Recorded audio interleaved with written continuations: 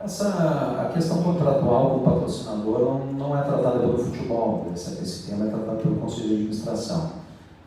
Cabe a mim, assim, quando isso afeta o futebol, como afetou nessa semana em relação ao fluxo de caixa, a gente entra em contato com o grupo de jogadores e equaliza isso internamente.